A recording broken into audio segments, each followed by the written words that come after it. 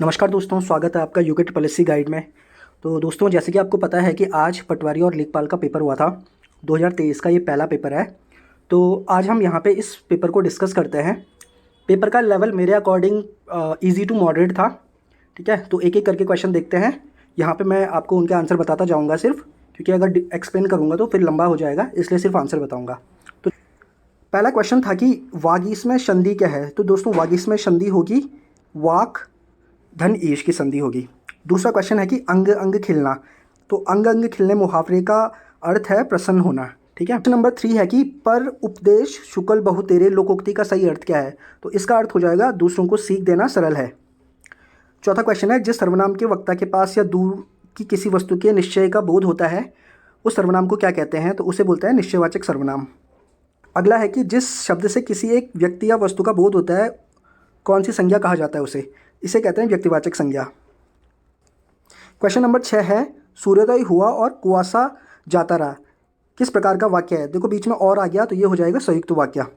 सातवां क्वेश्चन है कनक कनकते 100 गुनी माध्यकता अधिकाय। तो इसमें आपको अलंकार बताना था, ये बहुत ही सिंपल है इसका। तो इसका आंसर हो जाएगा यमक अलंकार। आठवां नंबर का क्वेश्चन है कि तीर शब्द का पर्यायवाची क्या है। तो तीर का पर्यायवाची होता है शर। नौवां क्वेश्चन है कि बर्बर शब्द का विलोम क्या होता है। तो बर्बर का विलोम हो जाएगा यहाँ पे सभ्य। ऑप्शन बी आंसर है। अगला क्वेश्चन नंबर है 10। इसमें लिखा हुआ कि अनाजी का विलोम क्या होगा। तो दोस्तों, अनाजी का विलोम होगा फलाहारी। ठीक है, तो यहाँ पे सनाजी नहीं होगा, ये गलत कर रखा। अनाजी का विलोम होगा फलाहारी। अगले नंबर का क्वेश्चन है 11वां। मंद मंद पुष्पमाल पाट पटाश शोभाश्री। ये जो लाइन्स है इनके रचनाकार कौन है। तो हिंदी में जो एक सबसे टफ क्वेश्चन कह सकते हो ना आप, तो वो ये है। तो दोस्तों देखो, अगर इसको आपको करना था ना तो आप इसमें तुक्का मार सकते थे। ऋतुराज आप एलिमिनेट कर दोगे, डिलीट कर दोगे, नागार्जुन भी डिलीट कर दोगे। क्यों? क्योंकि मैं हमेशा बोलता हूँ कि हिंदी रचनाओं में जो रचनाकार आते हैं वो आपके सिलेबस में होंगे। तो आपके सिलेबस में सिर्फ मंगलेश डबराल और सूर्यकांत त्रिपाठी निराला जी हैं। अब मंगलेश डबराल है उत्तराखंड के, और ये जो शब्द देख रहे हो आप कैसे कैसे शब्द लिखे हुए, थोड़ा सा मतलब टिपिकल से शब्द लिखे हुए। तो अगर आप गैस भी करते ना इसका आंसर सूर्यकांत त्रिपाठी निराला, तो ये आप सही कर लेते। तो इसका आंसर हो जाएगा सूर्यकांत त्रिपाठी निराला। अगला क्वेश्चन है कि साहित्य लहरी के रचनाकार कौन है। तो इसका आंसर हो जाएगा सूरदास। क्वेश्चन नंबर 13 है कि इलेक्ट्रिक मीडिया के अंतर्गत क्या नहीं आता है। तो इंटरनेट भी आता है, टेलीविज़न भी आता है, रेडियो भी आता है, समाचार पत्र नहीं आता है। क्वेश्चन नंबर 14 है कि कठिनाई शब्द में प्रयुक्त प्रत्यय है, क्या प्रत्यय है। कठिनाई में आई प्रत्यय, ये हो जाएगा आई प्रत्यय। ठीक है, ऑप्शन ए आंसर हो जाएगा। क्वेश्चन नंबर 15 है कीर्ति का विपरीतार्थक शब्द क्या हो जाएगा। तो इसका हो जाएगा अपकीर्ति।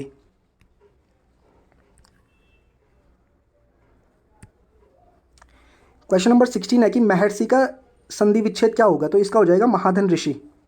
क्वेश्चन नंबर 17 है शुद्ध शब्द का चयन करना है इसमें। तो इसका हो जाएगा आपका सी अनुकूल। ठीक है, ये वाला। क्वेश्चन नंबर 18 है सही वर्तनी का चयन करना है इसमें भी। ठीक है, तो इसमें हो जाएगा साप्ताहिक। ठीक है, क्योंकि इसमें क्या जुड़ा हुआ, एक प्रत्यय जुड़ा हुआ। तो जब आपको पता है कि एक प्रत्यय जुड़ता है किसी के साथ, तो जो प्रथम आगे वाला स्वर होता है ना, ये अ का क्या हो जाता है, ये आ बन जाता है। ठीक है, तो इसका हो जाएगा साप्ताहिक। क्वेश्चन नंबर 19 है कि सरकारी निकायों संस्थानों के निर्णय प्रतिवेदन आदि को जब जन साधारण के सूचनार्थ समाचार पत्रों द्वारा प्रकाशित एवं प्रसारित किया जाता है तो उसे क्या कहते हैं। तो उसे दोस्तों प्रेस विज्ञप्ति बोलते हैं। ठीक है, क्वेश्चन नंबर 20 हो जाएगा अल्प विराम का उपयोग वाक्य के किस खंड में किया जाता है। तो इसमें थोड़ा डाउट है, जहाँ मुझे लग रहा है इसका आंसर बी होना चाहिए, और डी भी हो सकता है। ठीक है, बट मुझे लग रहा है बी होना चाहिए, तो इसमें थोड़ा डाउट है।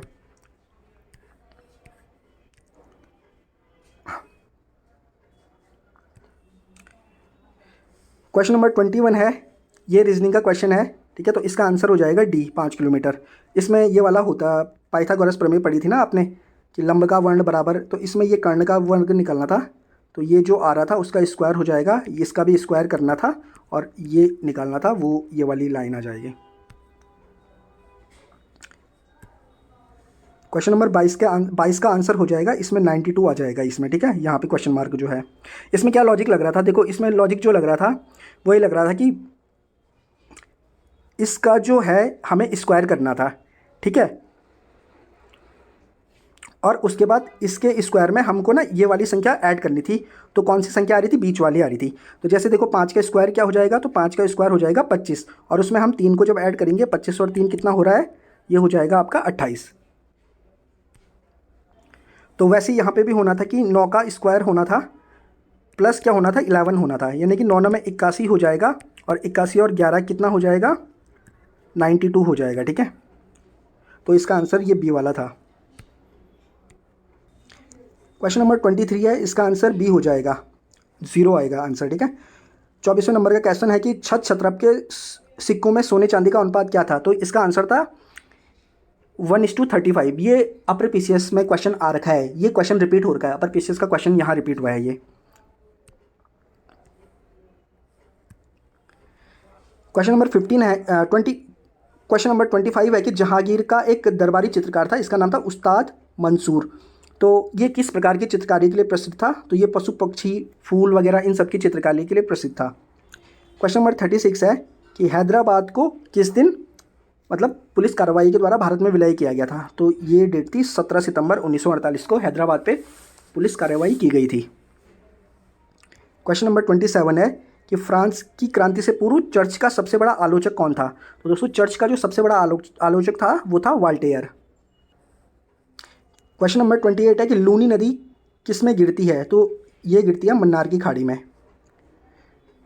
क्वेश्चन नंबर 29 है कि सीपीयू और मेमोरी के बीच जो डाटा को ट्रांसफ़र करते हैं, आदान प्रदान करते हैं, उसके लिए बस होती है। तो इनमें से कौन सी वो बस नहीं है?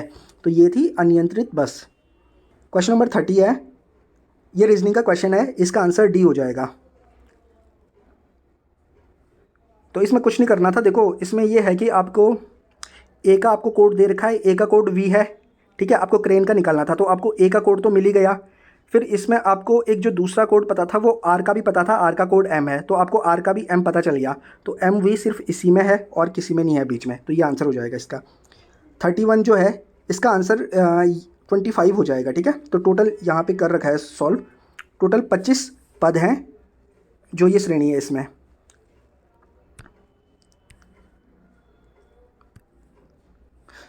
क्वेश्चन नंबर 32 है कि इस सीरीज़ में अगला पद क्या होगा? तो इसमें जो अगला पद हो जाएगा वो हो जाएगा ए वाला। ठीक है, ये है।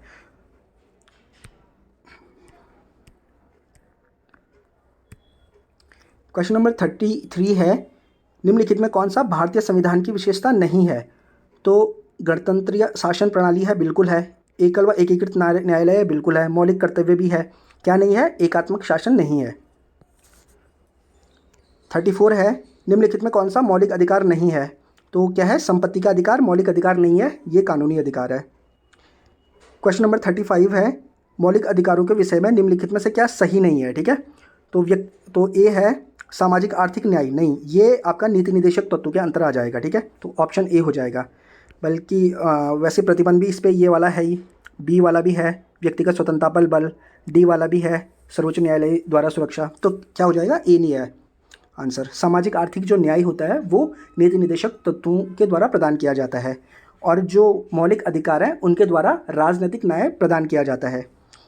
अगला क्वेश्चन आ गया 36, राज्य के नीति निदेशक सिद्धांत निम्नलिखित में से किससे संबंधित है? तो दोस्तों ये क्वेश्चन ना गलत है, इसका आपको बोनस मार्क्स मिल जाएंगे सबको, क्योंकि यहाँ पे ना राजनीतिक न्याय भी दे रखा है, और जो राजनीतिक न्याय देते हैं वो आपके मौलिक अधिकार देते हैं, न कि नीति निदेशक तत्व। वैसे ये क्वेश्चन डिलीट होगा मेरे हिसाब से, और अगर अभी वो आंसर अगर देते भी हैं तो ए या डी में से एक देंगे वो।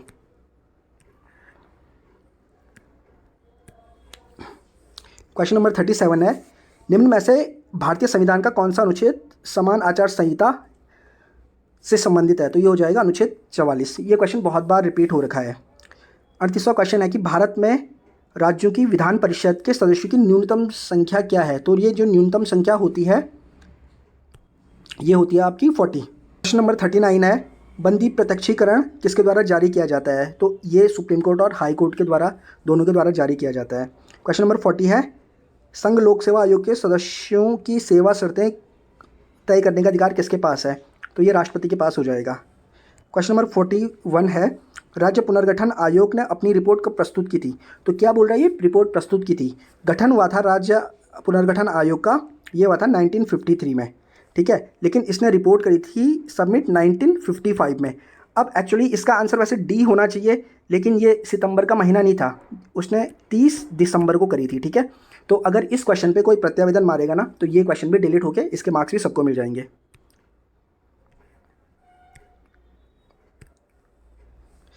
क्वेश्चन नंबर 42 है, भारत का प्रथम निर्यात प्रसंस्करण जोन की स्थापना 1965 में कहाँ पे हुई थी? तो इस क्वेश्चन में जिनको सबसे ज़्यादा डाउट हुआ होगा वो हुआ होगा विशाखापट्टनम में और कांडला में। ठीक है, तो इसका आंसर हो जाएगा कांडला। सबसे पहले होती है कांडला में 1965 में। ठीक है, और ये क्वेश्चन पेपर में रिपीट हो रखा है, यूके पीएससी के पहले के पेपरों में भी आ रखा है क्वेश्चन। अगला क्वेश्चन है 43 की पुलिकट झील किस किस के मध्य स्थित है? तो ये आंध्र प्रदेश और तमिलनाडु के मध्य हो जाएगी। क्वेश्चन नंबर 44 है, सर्वाधिक जैव विविधता कहाँ होती है? तो ये उष्णकटिबंधीय वर्षा वन में हो जाएगा। क्वेश्चन नंबर 45 है, बांग्लादेश में गंगा नदी को क्या बोलते हैं? तो ये कहते हैं आप पद्मा कहते हैं। ठीक है,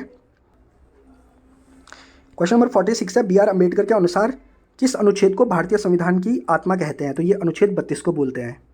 क्वेश्चन नंबर 47 है कि भारत की जो राष्ट्रपति बनी है द्रौपदी मुर्मू, वो किस राज्य से और किस जनजाति से है? तो ये काफ़ी इंपॉर्टेंट पॉइंट था, तो यहाँ से क्वेश्चन तो बनना ही था।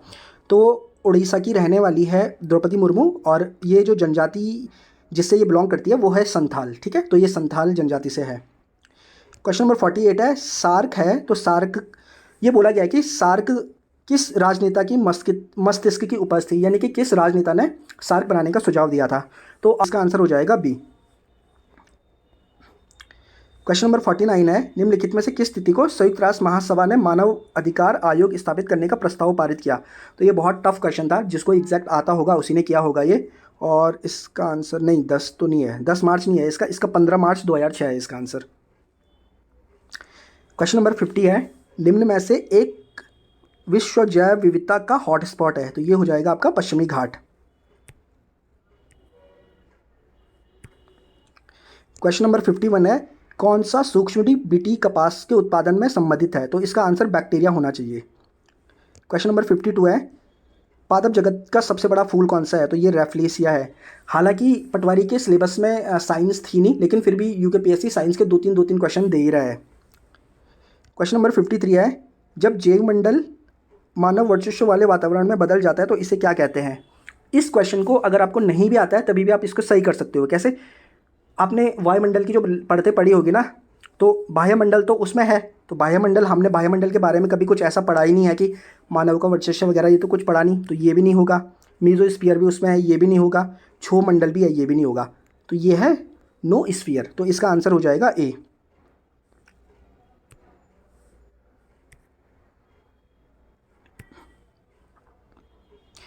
क्वेश्चन नंबर 54 है, कौन से जैविक नाइट्रोजन स्थिरीकरण से संबंधित है? तो ये हो जाएगा ब्लू ग्रीन एल्गी, नील हरित शैवाल। क्वेश्चन नंबर 55 है, वोलेटाइल मेमोरी कौन सी है? तो वोलेटाइल मेमोरी क्या होती है? रैम होती है। वोलेटाइल मेमोरी उसको बोलते हैं कि जो कंप्यूटर शट डाउन या स्विच ऑफ करने के बाद क्या होती है, वो मेमोरी, मतलब जो भी उसमें डाटा स्टोर रहता है वो खाली हो जाती है, उड़ जाती है मतलब। क्वेश्चन नंबर 56 है, निम्नलिखित में कौन इंटरनेट सुरक्षा से जुड़ा हुआ है? तो फायरवॉल जो होता है वो आपकी इंटरनेट में सुरक्षा करता है। ठीक है, जो बाहरी अटैक्स वगैरह होते हैं वायरस वगैरह के, उनसे या फिर हैकिंग वगैरह से। क्वेश्चन नंबर 57 है, निम्नलिखित में से कौन सा मानव पूंजी का स्रोत नहीं है? तो क्या पूछा? नहीं पूछा हुआ। स्वास्थ्य में निवेश बिल्कुल है, शिक्षा में निवेश बिल्कुल भी है। अब इन दोनों में जिसको कन्फ्यूज़न हुआ होगा तो ध्यान रख लो कि ये प्रशिक्षण है। अगर आप प्रशिक्षण देते हो ना तो आप क्या बनते हो? स्किल वर्कर बनते हो, यानी कि ये भी निवेश है। तो इसका आंसर हो जाएगा सी वाला, कर्मचारी को दिया गया ऋण। डेट है, विश्व फार्मा उत्पादन में मात्रा के आधार पर भारतीय फार्मा उद्योग का स्थान है। तो इसमें जो मुझे डाउट है, इसमें दूसरे और तीसरे में डाउट है, बट इसका आंसर शायद तीसरा ही होना चाहिए। जहाँ तक मुझे याद आ रहा है, शायद एक रिपोर्ट आई थी बीच में, कोविड के बाद आई थी वो रिपोर्ट, तो इसका आंसर 3 होना चाहिए मेरे हिसाब से। क्वेश्चन नंबर 59 है, संयुक्त राष्ट्र के चार्टर को अंतिम रूप देने व स्वीकार करने हेतु सैन फ्रांसिस्को सम्मेलन में भाग लेने वाले भारतीय दल का प्रतिनिधित्व किसने किया था? तो इसका आंसर हो जाएगा मुदलियार थे। ठीक है, रामास्वामी मुदलियार थे ये। क्वेश्चन नंबर 60 है, भारतीय परमाणुक ऊर्जा आयोग के 2022 में अध्यक्ष कौन है? तो इसका आंसर हो जाएगा नीलकंठ व्यास हैं, ये कमलेश नीलकंठ व्यास इसका आंसर है।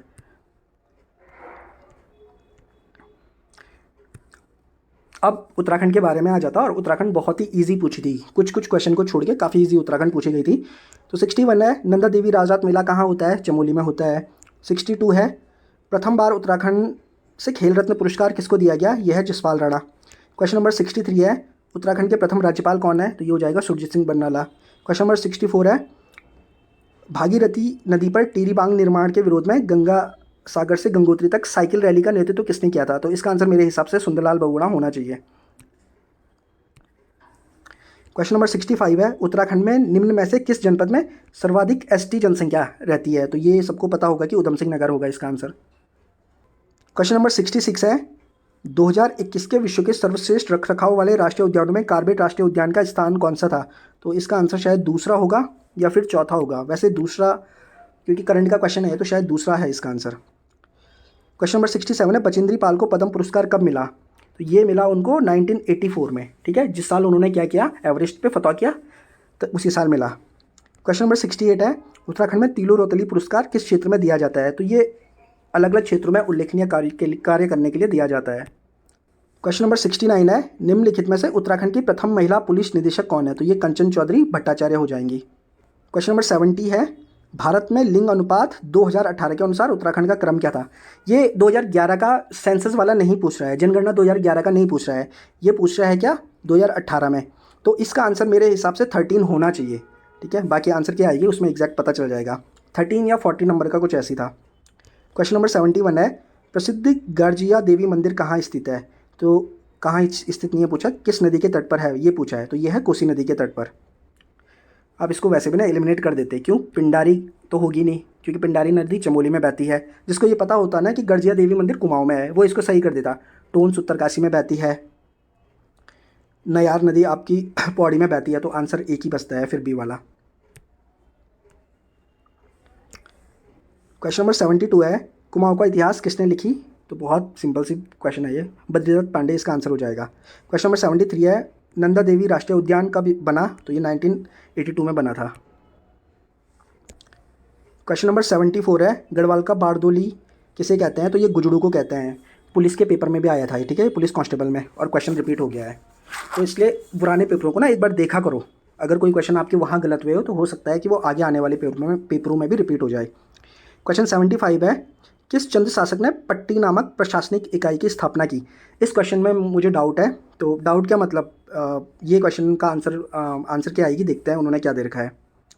क्वेश्चन नंबर 76 है, स्टेशन पर लगे हुए बोर्ड पर अंकित समुद्र तल से ऊंचाई क्या कहलाती है? तो इस क्वेश्चन का आंसर भी बाद में देखेंगे, ये मुझे नहीं पता ये वाला क्वेश्चन भी। क्वेश्चन नंबर 77 है, एक मैदान की लंबाई 1 किलोमीटर है, चौड़ाई इतनी है, क्षेत्रफल क्या होगा? तो क्षेत्रफल लंबाई गुणा के चौड़ाई होता है, तो उस हिसाब से तो यही होगा भी। क्वेश्चन नंबर 78 है, उत्तराखंड राज्य की सबसे पुरानी नहर कौन सी है? तो ये ऊपरी गंगा नहर हो जाएगी। क्वेश्चन नंबर 79 है, उत्तराखंड की सर्वाधिक लंबी नदी कौन सी है? तो ये काली नदी हो जाएगी। क्वेश्चन नंबर 80 है, निम्नलिखित में से कौन सबसे बड़ा राष्ट्रीय उद्यान है क्षेत्रफल वाइज? तो ये गंगोत्री राष्ट्रीय उद्यान हो जाएगा, ठीक है, ये वाला हो जाएगा इसका आंसर। क्वेश्चन नंबर 81 है, निम्नलिखित में से कौन सा युग्म सही सुमेलित है? तो सही सुमेलित बताना है इसमें, तो Wadia institute of Himalayan geology Dehradun में है, ये बिल्कुल सही है, तो आंसर ये हो जाएगा। विवेकानंद कृषि अनुसंधान ये अल्मोड़ा में है, तो ये गलत हो जाएगा। भारतीय सैन्य अकादमी देहरादून में है, हरिद्वार दे रखा है, ये भी गलत हो जाएगा। High altitude plant physiotherapy research centre ये चमोली में दे रखा है, तो ये श्रीनगर में है, तो तीनों गलत हो जाएंगे। क्वेश्चन नंबर 82 है, टोन्स किसकी सहायक नदी है? तो ये यमुना की सहायक नदी है। क्वेश्चन नंबर 83 है, अल्मोड़ा का ऊपरी भाग स्थित है? तो जो अल्मोड़ा है वो वैसे तो लघु हिमालय में आता है, लेकिन इसने ऊपरी भाग पूछा, तो इसका आंसर होना चाहिए महान हिमालय। बाकी आंसर की देखते हैं उसमें क्या देता है।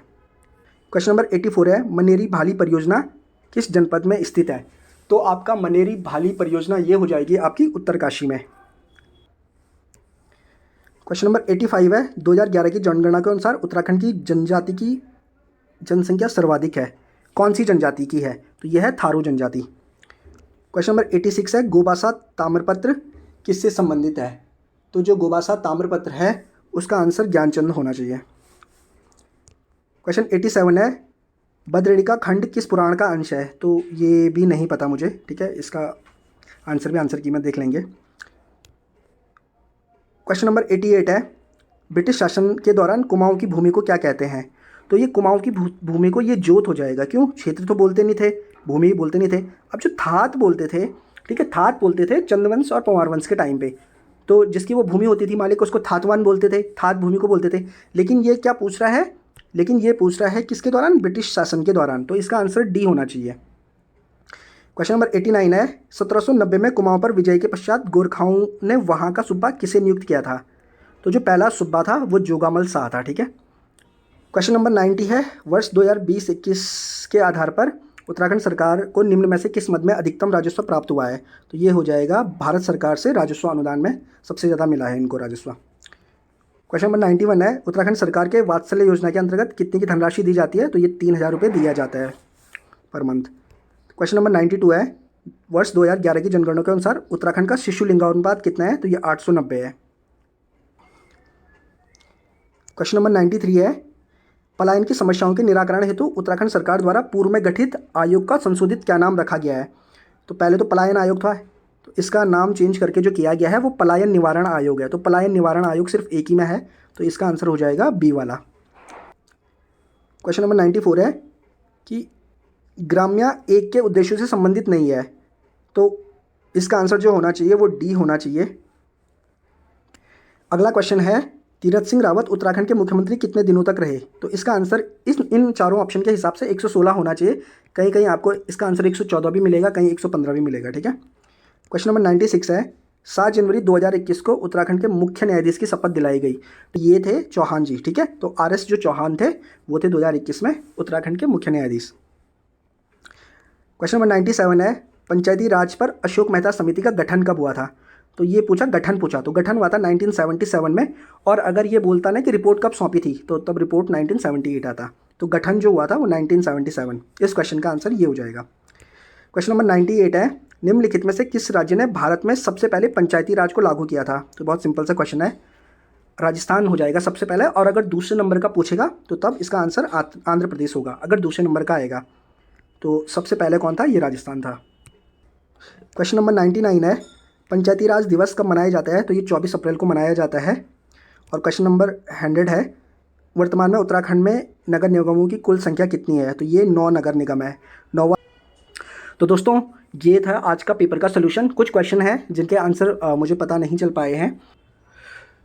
अच्छा, तो दोस्तों एक और चीज़ बतानी है आपको कि आप लोगों का पेपर है फॉरेस्ट गार्ड का, काफ़ी लोगों का होगा। तो आज के बाद मैं उत्तराखंड की रचनाएं हैं उन पे प्रॉपर तरीके से वीडियो लाऊंगा। ठीक है। आप लोगों को बस इतना करना है कि वो जो वीडियोस आती है उनको ज़्यादा से ज़्यादा लोगों तक शेयर किया करो, अपने दोस्तों को पहुँचाया करो, क्योंकि वो वीडियोज़ बहुत इंपॉर्टेंट होने वाली है। तो आप देख सकते हो कि 2-3 क्वेश्चन तो पूछे ही जा रहे हैं लगभग मतलब हिंदी रचनाओं से। ठीक है। तो इस वीडियो को यहीं पर ख़त्म करते हैं, मिलते हैं आपसे अगली वीडियो में। तब तक के लिए नमस्कार।